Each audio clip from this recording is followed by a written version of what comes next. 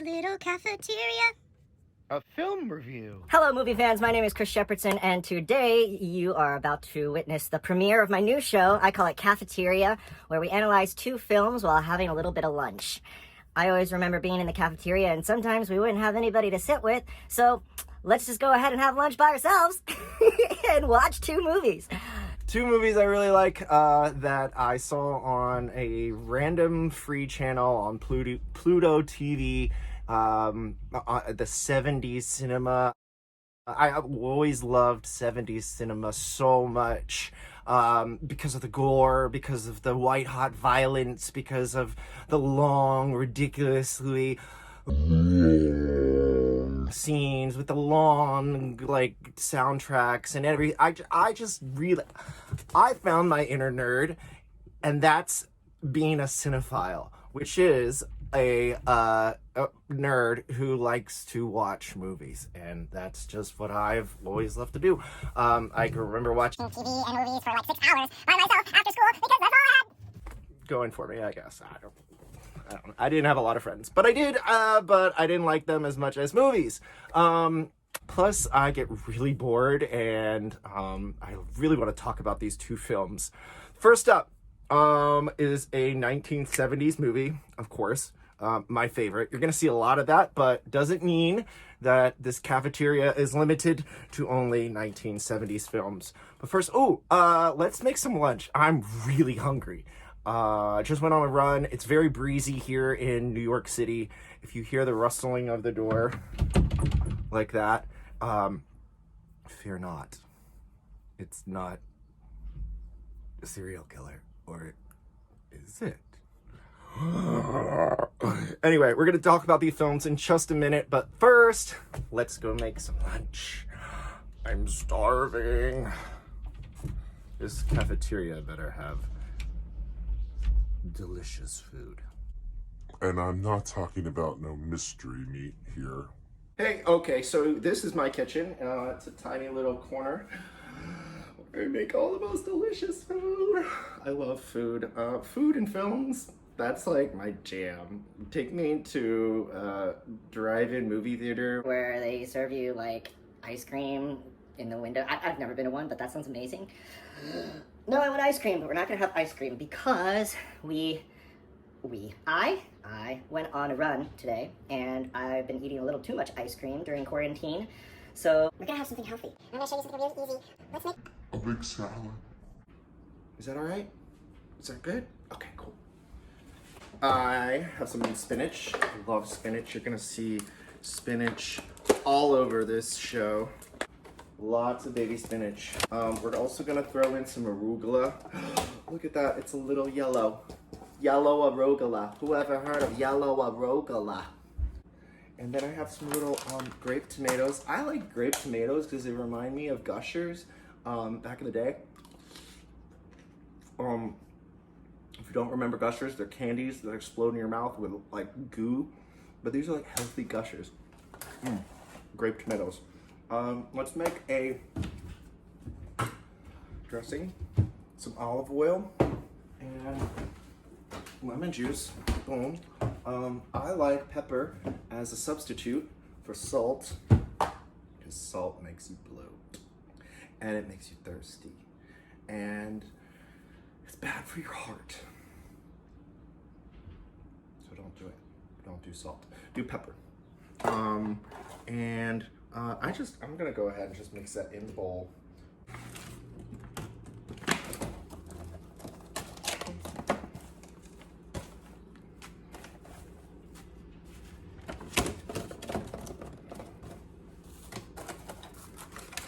I love arugula too. Arugula is so delicious. And it's good for digestion.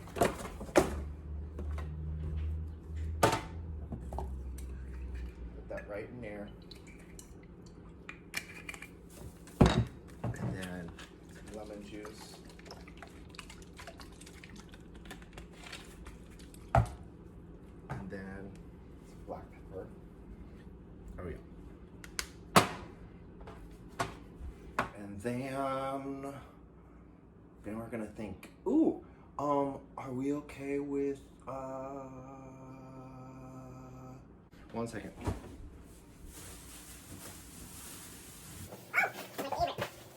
Baby carrots. I love baby carrots. We're just gonna chop these up. And then I have these delicious, oh my god, look how big this is. This is just called an Italian pepper. I really don't know what it's called.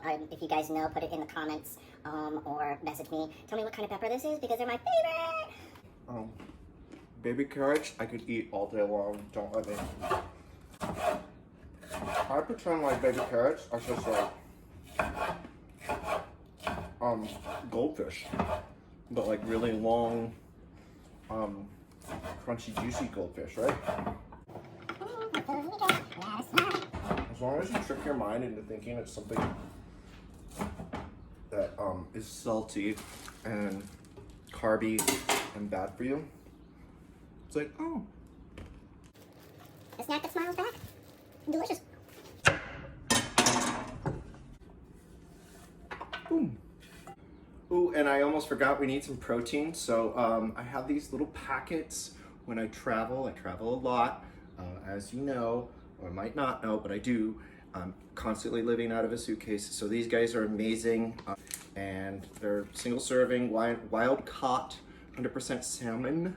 And I'm gonna throw it right on top of my salad right here. So growing up, I usually didn't have a lot of help in the kitchen after school or, before dinner time. I was always really hungry as a kid. And so I would have to make these snacks out of whatever we had in the pantry. And a lot of times it was a bunch of mixed stuff. But my grandma loved black pepper. And I guess I just kind of fell in line with that. And another thing my grandma loved so much is green onions. So I'm just gonna chop a little of these. I love them. My favorite compliment to almost every dish. And I'm sorry if I'm not chopping this perfectly for y'all. Life is not perfect, and neither is our chopping. All we have is now. Alright, and since there's a little fish on there, I'm just gonna add a little bit more lemon juice. And ta-da! This is today's lunch. Yummy. Very refreshing.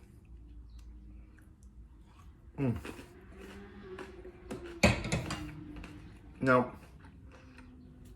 let's go talk about movies. Hot set, hot set. Come on. Oh boy. Woo! Okay, so I realize I've been eating this salad with a mixing spoon. And you know what? I thought about it. I was gonna go get a fork. But you know what? It's kind of more fun to eat this with a mixing spoon, so I'm just gonna do it. Saves me time on dishes. And if you think I'm weird, you're right. That's fun.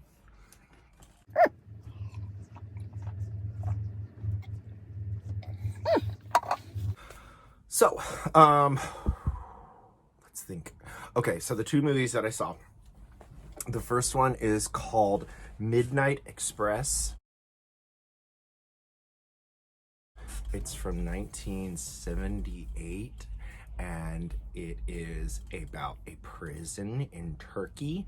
And this man, I only got into it like 10 minutes in, but this man got caught smuggling drugs. I believe it was hashish, or back then maybe it was like pot or something, at the airport, right? And so he gets arrested in Turkey while abroad, and they put him through hell.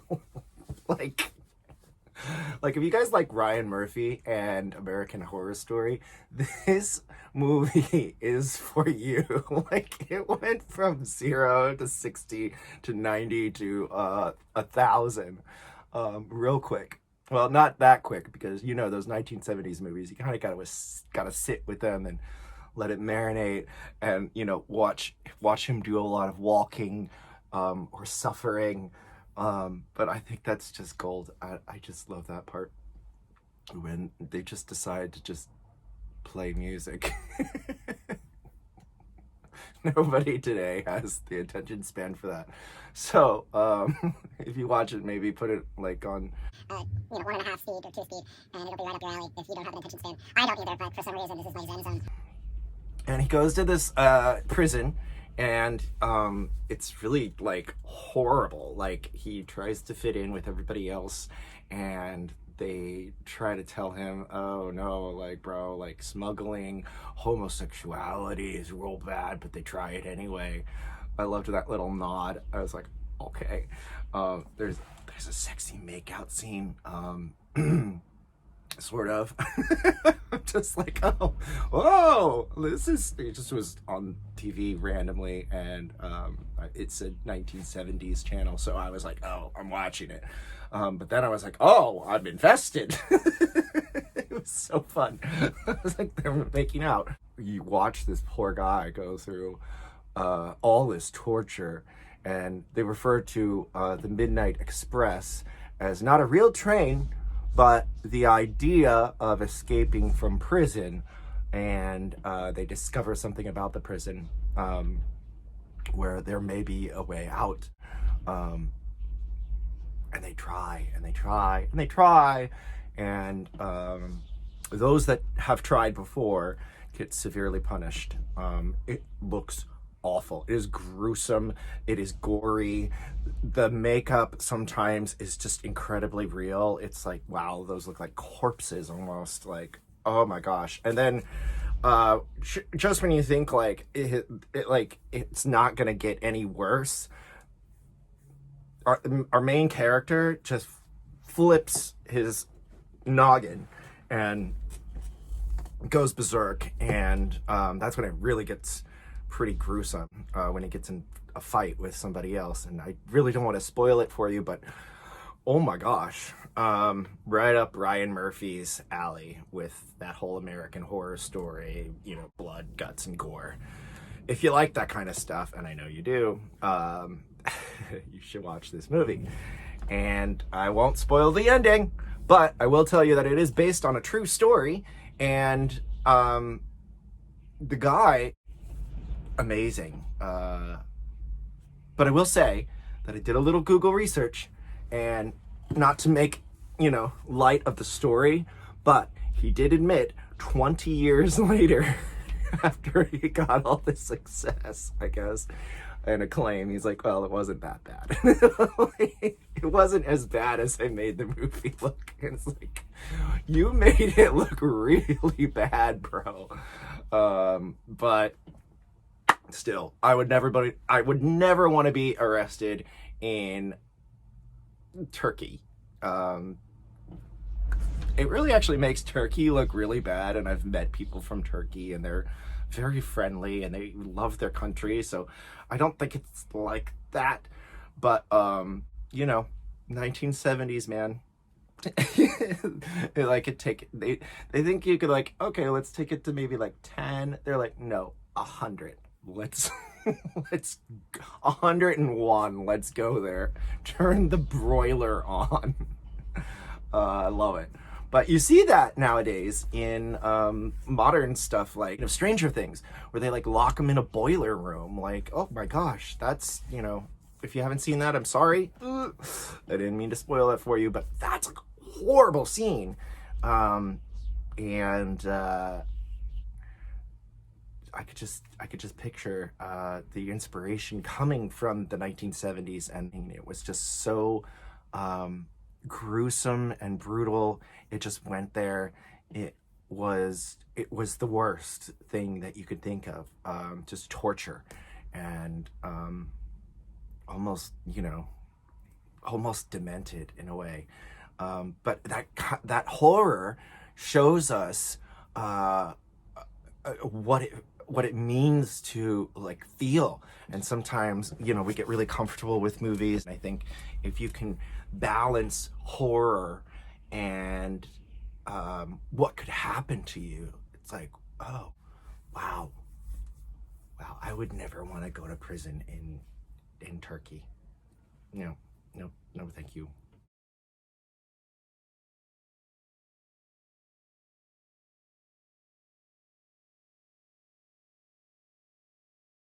Oh, I'm not even eating my salad with my spoon. So good. Last night I had a burrito. And it was so good. But I digress. Okay, so the second movie that I saw came on right after that, which gave me the idea for this. Like, let's talk about two movies that I am freaking geeking out about. The second one is called The Mechanic. And get this. All right. I gotta put that down for a second. The second one's called The Mechanic. I totally forget what year it is from, but it is from the 1970s. And basically, this is about a hitman who kills a dude. I think he kills multiple dudes in, very calculated Alfred Hitchcock, ways. The beginning has him just like walking through this guy's apartment, and then he's like on the building across, like watching this guy and waiting for this guy. And that's, what gave me that kind of like, ooh, Alfred Hitchcock vibe. Freaky. Like, he's watching him in the window.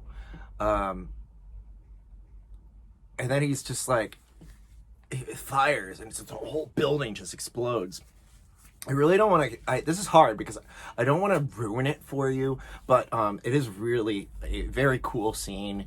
And even if you know that's going to happen, it will still play out like very suspenseful, very like, what is this guy? He's got like a mustache. He's 44 years old, I think they say. He's got hair like this, which is kind of the expression of the day. My center part. Plus, I sat at many cafeteria tables with a center part, eating alone. No, I'm just kidding. I'm fine. I'm totally fine. Movies and TV keeps me warm. What are we talking about? Oh, The Mechanic. All right. So the reason why it's called The Mechanic is it's code for serial hitman. Like, just kills people over and over and over. Gets the document in a manila envelope style. Pulls it out, looks at the file like, okay, this is the next guy. Ooh, if you've seen Mandalorian, there you go. It's almost exactly the same. Like, he gets the file, he's like, got it. I'm gonna go kill this dude. So the guy gets to this other dude and takes him out, and the son of this dude whom he met before he killed the dude is kind of this like rich, awful little human being, blonde hair, blue-eyed. He's supposed to be 24. He's just a snot. Like, he just asks his dad for like $1,000. Which in the 1970s, you're like, Dad, do you have like $1,000? I only need $1,000. And he just grabs the money out of his dad's hand, starts to count it. He's like, it keeps us connected that you give me money. He's like, oh, kids. He hands the change back to his dad. It's hilarious. It almost reminds me a little bit of like, those adult movies that are really cheesy. Maybe cue the ice cream truck music. That's nice and creepy. Anyway, so he kills his dad, the mechanic, also known as assassin, kills his dad, and somehow befriends this kid, and there's a scene where, won't ruin it for you, but this girl is involved. She's whining, she's complaining. The 24-year-old kid's like, oh yeah, like, my dad didn't let me have a lot of friends over, but now they're all here partying, and some of them still want to totally kill themselves. And the mechanic's like, that's interesting. Go on about how you don't care for human life, and such. And he's like, yeah, I don't care for human life. And they're like, you want to be my friend? And of course the 24-year-old's like, yeah, sure, let's be friends, bro, whatever. And he's like, you don't know what I used to do. Like, you don't know what mechanic means. And the kid's like, oh yeah, like, yeah, totally, my dad was an assassin. And the mechanic's like, oh, you know about these things. But like, it's very unclear whether or not that kid knows the mechanic killed his dad. So he was not in the room when dad got killed. But the kid doesn't care about his stupid dad. He's got the house, he's got all his friends over, he's got all the money, and now he's got a cool friend who kills dudes, and he wants to learn how to kill dudes. So it's all of a sudden like this Karate Kid moment where it's like, dun, dun, dun, dun, dun. I know that's a different movie, but like they're getting in together, like, like learning how to kill people, like, oh, fire the gun, like montage thing. They get another file at the head corporate office or whatever, and there's this scene where I just died. Like, it's like so 70s, it's ridiculous. The scene has like a wall that's like up and down, but it's like slanted, but it has like all these pictures on it, and like axes and like nunchucks and stuff, and I'm like, wow, that's my aesthetic. I was born in the 70s apparently, but that's not true. My former life just lived his best life in the 70s. So I was freaking out about that one wall that was slanted like this, and then it had like paintings and nunchucks on it. I was just like, this can't be any more 70s. But it can, because there's a twist that happens between these two amigos, the mechanic and the spoiled trust fund baby boy. You'll have to tune in to find out what happens between these two dudes. He's like, oh, yeah, I think you're gonna be good at killing people. Anyway, I love those two films. If you hate them, let me know. If you love them, let me know. And don't forget to subscribe to my channel. And hopefully I'll see you on the next episode. I'm going to try to do this every week because this is fun. Making delicious food and sharing it with you here at the cafeteria table. I hope you've enjoyed these reviews. Let me know what you think about these films.